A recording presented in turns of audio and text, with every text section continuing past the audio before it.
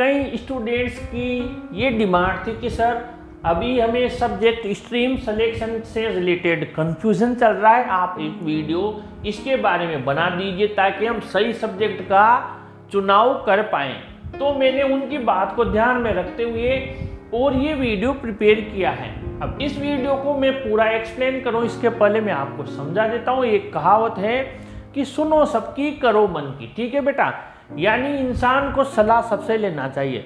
और एक और चीज़ मैं आपको बता दूं, कहते हैं ना कि कभी कभी रास्ते चलता हुआ इंसान भी आपको कोई ऐसी सलाह दे जाता है, ऐसी बात कर जाता है, वो लाइफ का टर्निंग पॉइंट साबित होती है और इंसान कहाँ से कहाँ पहुँच जाता है। इसीलिए ये नहीं सोचना चाहिए यार ये क्या कर रहा है।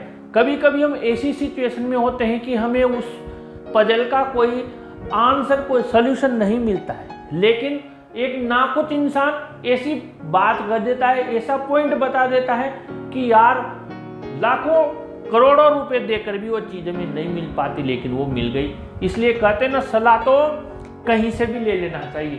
तो फिर एक टीचर से सलाह लेने में क्या बुराई है। यहाँ पर subject stream selection after 10th and 12th से रिलेटेड एक टॉपिक पर मैंने आपका ये वीडियो बनाया है, जल्दी से समझा देता हूँ। मैंने यहाँ पर कुछ चीज़ें लिखी है, ये भी सख्त ज़रूरी है क्योंकि कोई भी चीज़ आपको इनमें से लेनी है। ये तो मैंने ना कुछ चीज़ें लिखी है, गूगल पर सर्च करोगे बेटा 10वीं बार के बाद में ये 4 बोर्ड ऐसे भर दूँ, इतने सारे कोर्सेज हैं, लेकिन मैंने तो सिलेक्टेड चीज़ें लिखी है। सबसे पहले आपको कोई भी चीज़ का चुनाव करने के लिए इंटरेस्ट होना चाहिए, ठीक है। हम घर में भी सब्जी खाना कोई भी वैसी चीज़ इंटरेस्ट से खाते, अगर कोई हमें इच्छा नहीं करती तो हम जिस सब्जी के साथ 4 रोटी खा सकते थे उसके साथ किसी और के साथ हम 2 रोटी खा पाते हैं, या फिर इच्छा ही मर जाती है खाना खाने की। तो जब हम सब्जी के मामले में इतने ज़्यादा जागरूक है तो जिससे हमारी लाइफ चलेगी, उस सब्जेक्ट के बारे में सबसे पहले तो इंटरेस्ट होना चाहिए। और इंटरेस्ट किसका? आपका, आपके फादर का नहीं, मदर का नहीं, भैया का नहीं, आपका। स्किल, उससे रिलेटेड आपके पास कौशल भी हो कि हाँ आई कैन डू इट, ये भी होना चाहिए। एक तो मैं ले लिया शौक में, 2-4 महीने बाद किताबें देखी, अरे बाप रे इनको कैसे पढ़ूंगा, रहने दो। तो फिर कोर्स का टाइम भी निकल गया, फॉर्म भरने का भी। और कैरियर एस्पिरेशंस, आपकी कैरियर से रिलेटेड क्या एस्पिरेशंस है, क्या आकांक्षाएं हैं। देखो कोई व्यक्ति होता है ना जिसको बहुत कि नहीं मुझे तो काफ़ी लंबी उड़ान भरनी है, ठीक है, तो वो होना चाहिए। एक कोई सेटिस्फेक्शन वाला होता है कि अरे नहीं यार मेरी आर्थिक स्थिति भी वैसी नहीं है और मैं शहर में जाके लाखों रुपए खर्च करके, सब तरह की कंडीशन होती है बेटा। ये जो हम मुंह से बोल देते ना, तू ये कर ले, तू जेई कर ले, तू वहाँ जाकर एलन कर ले, 1.5 लाख रुपया फीस दे दे, हर किसी के कहने भर से ही नहीं होता है। कई परिवार ऐसे होते हैं जो इसकी फीस पूरे साल की उनकी आर्थिक पूरी इनकम भी नहीं होती है, ऐसे भी होते हैं। लेकिन उनको भी डरना नहीं है, अगर वो इंटेलिजेंट है तो आजकल सरकार इन सब कोर्सेज के लिए भी स्कॉलरशिप दे रही है, उनके मैंने वीडियो अलग से बनाए हुए हैं। आज टॉपिक ये है 10th के बाद साइंस बायो मैथ्स की बात कर लें आप सबसे पहले, क्योंकि कई बच्चे इसी चीज़ में इंटरेस्ट होते हैं, उनके मार्क्स भी अच्छे आते हैं, तो बिल्कुल वो इसको ले सकते हैं, कोई दिक्कत नहीं है। गांव में साइंस हर जगह नहीं होती है, तो पास के कस्बे में 5-7-10 किलोमीटर के आसपास में ज़रूर ये कोर्स अवेलेबल होता है। कोचिंग व्यवस्था भी हर किसी के पास वहाँ पर उपलब्ध हो जाती है, वो ज़रूर ले सकते हैं। कॉमर्स भी ले सकते हैं, ये कोर्स अलग है क्योंकि ये कस्बे में भी आजकल बहुत कम हो गया, ये सिटी में ज़्यादा मिलने लग गया, तो आप इसकी अवेलेबिलिटी देख लें। बाकी ये आपको बैंकिंग लाइन में ले जा सकता है, आराम से ऐसी की नौकरी आप कर सकते हैं कॉमर्स लेकर भी, और सीए तक बन सकते हैं आप। लाखों करोड़ों रुपए का काम है वैसे कॉमर्स का भी, लेकिन मैंने कहा बच्चे का इंटरेस्ट। और आर्ट्स जो कि अधिकतर बच्चे यूँ मान लीजिए ये उन सब स्टूडेंट्स का शरण स्थल है जो साइंस से सताया हुआ है, कॉमर्स से सताया हुआ है। यानी सताया हुआ का मतलब उसके ले तो लिया लेकिन कुछ पल्ले नहीं पड़ा। तो फिर वो आर्ट्स में आ जाता है, या फिर कहीं नहीं तो IITI तो कहीं भी नहीं गई, ये कर लो। डीजल में, किसी में मैकेनिकल में, इलेक्ट्रिकल में, सरकारी नौकरी इसमें भी मिल जाती है, रेलवे तक चला जाता है आदमी बेटा। डी ग्रुप की खूब बढ़ते निकलती हैं। और ये शानदार चीज़ है इसमें, पॉलिटेक्निक 10th के बाद भी होती है, 12th के बाद करते हैं तो 1 साल कम हो जाता है, 10th के बाद में इसका 1 साल बढ़ जाता है, ठीक है। तो ये आपके इलेक्ट्रिकल में, सिविल में, मैकेनिकल में, कंप्यूटर में, किसी में भी कर सकते हो। बहुत शानदार डिप्लोमा है और इसमें भी जॉब के बढ़िया चांसेज हैं। 10th के बाद में ये है। आर्ट्स में रही बात सब्जेक्ट की, तो उन बच्चों के सामने थोड़ी समस्या होती है जहाँ पर नया स्कूल ये रेज हुआ है या पुराना है, पर जहाँ 3 ही सब्जेक्ट है तो मैं उनको यही करना चाहता हूँ। अभी तो आपके पास में 1, 2, 3 जो वहाँ विषय हैं उसे लेकर पढ़ लो। अगर आप शहर में नहीं आ सकते तो फिर ये जैसे तैसे करके इनमें से बढ़िया नंबर लेके पास हो के आ जाओ बेटा। फिर यहाँ आ जाओ आप कॉलेज में, यहाँ पर खूब सारे ऑप्शंस आपको बता रहा हूँ, क्योंकि हर किसी के पास ये नहीं होता है। अगर उपलब्धता है वहाँ भी तो मैं बता दूं कि आर्ट्स में उसको ये विषय तो सब जगह गवर्नमेंट ने दिया हुआ है, ज्योग्राफी, ठीक है। इंग्लिश लिटरेचर बहुत कम होती है, बाकी हिंदी होती है तो वो हिंदी ले सकता है, हिंदी लिटरेचर वहाँ पर, ठीक है, ये भी ठीक है। संस्कृत है तो संस्कृत भी ले सकता है, और इसके अलावा उसको मैथमेटिक्स में अच्छी नॉलेज है तो इकोनॉमिक्स भी ले सकता है, वहाँ पर अवेलेबल हो तो इकोनॉमिक्स ले सकता है। नहीं तो फिर वो पॉलिटिकल साइंस, ये भी ठीक है, वहाँ पर पॉलिटिकल साइंस भी ले सकता है, हिस्ट्री, ये इनमें से। और अगर उसको और अच्छे मार्क्स चाहिए तो ड्राइंग भी ले सकता है। बाकी होम साइंस है और कई सारी चीज़ें होती है, लेकिन ये हर जगह उपलब्ध नहीं होती है।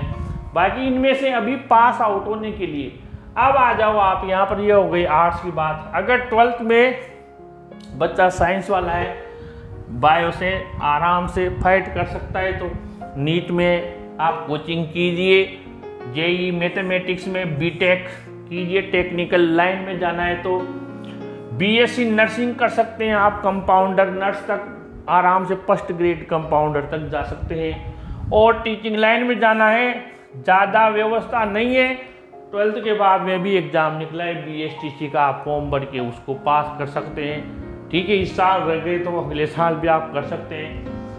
BA प्लस BEd कोर्स होता है 4 साल का, ठीक है, क्योंकि अलग से करते हैं, BEd तो 2 साल लगते हैं। इसके साथ BSc BEd भी होता है 4 साल का। एक टीचिंग लाइन में आप प्रिंसिपल तक जा सकते हैं। इसमें एक यूँ मान लीजिए आप 2nd ग्रेड, फर्स्ट ग्रेड, खूब सारे ऑप्शंस हैं। BEd करके MAd भी कर सकते हैं आप, कॉलेज लेक्चर तक भी जा सकते हैं।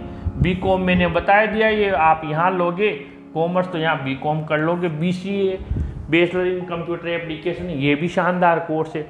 कुल मिला के बात आपकी इंटरेस्ट का है।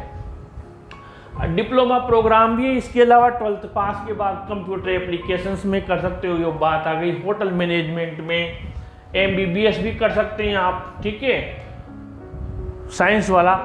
BDS जो दांतों के डॉक्टर, B फार्मा, पैरामेडिकल में आदमी चला जाता है, कोई टेक्नीशियन बन जाता है जो जांच करते हैं, ठीक है, अपनी खून पेशाब की जांच, 17 तरह की जांचें होती है, वो बन जाता है। आंखों का टेक्नीशियन बन जाता है। खूब सारे कोर्स है ये साइंस वालों के लिए, खूब सारे रास्ते खुले हुए हैं। आर्ट्स वालों के लिए भी मैंने बता दिया। अब स्कूल या कॉलेज में अब मैं आपको समझा देता हूँ। इसके अलावा जो 3 सब्जेक्ट आपको लेने, क्योंकि फॉर्म भरे जा रहे हैं, कई बच्चों के सामने दिक्कत आ रही है 3 सब्जेक्ट कौन से लें।